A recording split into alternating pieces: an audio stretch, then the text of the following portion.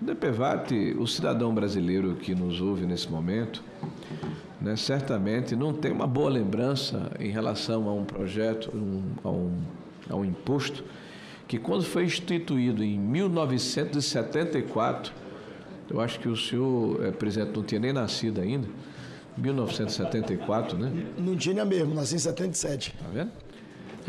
Foi um projeto que naquela época não tinha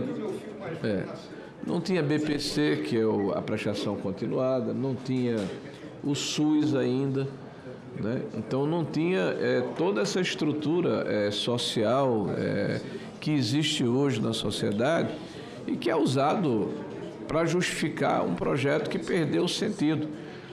É um projeto que é regressivo claramente, porque penaliza a população mais pobre. É um projeto que não tem paralelo no mundo como modelo, porque transfere recursos compulsoriamente, são recolhidos da população de maneira indiscriminada e compulsiva para um monopólio privado. Então, claramente o governo privilegia uma entidade, um grupo de entidades para recepcionar esse recurso em detrimento da vontade da população. E utiliza como argumento de que o SUS precisa ser financiado para isso com esses recursos extraordinários. Mais uma vez o governo recorre a aumentar impostos, a taxar a população e de forma regressiva, perversa contra as pessoas mais pobres, na contramão do discurso de um governo que se diz socialmente justo. A gente está falando em 2019, como termo de comparação, com 0,7%, 70% do orçamento da saúde pública. Então, isso é absolutamente irrelevante, né?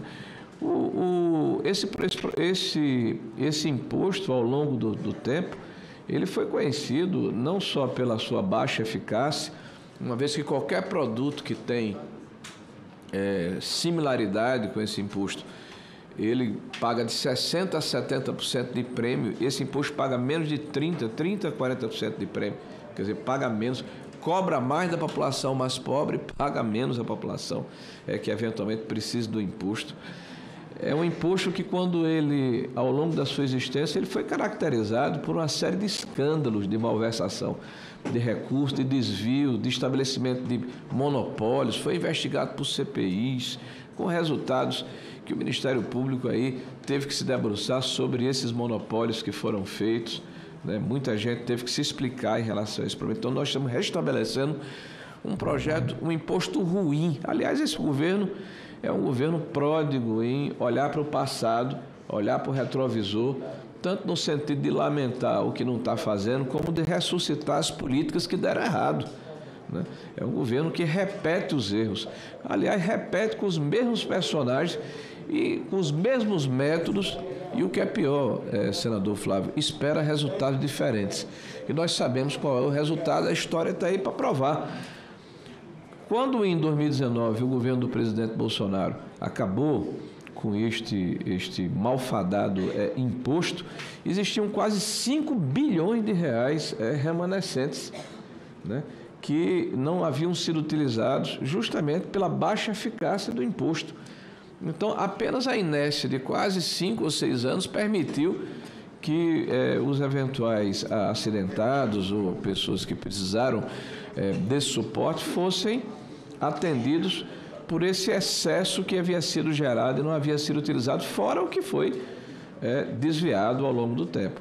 Então, um imposto que penaliza os mais pobres e que cobra pelo menos 4 vezes mais de um condutor de moto, de uma motocicleta, que são os mais pobres na base da pirâmide, né, dada a proporcionalidade, do que a quem tem um veículo de passeio, um carro, né? O que mostra que este governo não está interessado em fazer justiça social, de ter responsabilidade fiscal, de resolver os problemas do país. Está preocupado em, literalmente, sangrar a população brasileira, cobrando impostos de qualquer forma, para equilibrar um orçamento que está cada vez mais fragilizado em cima dessa sanha que o governo estabeleceu para tentar voltar a ter um mínimo de credibilidade com a população. O governo hoje claramente está ilhado, está preso numa bolha, não consegue ir às ruas sem ir para um ambiente controlado, né? O governo ele é mal avaliado pela população brasileira,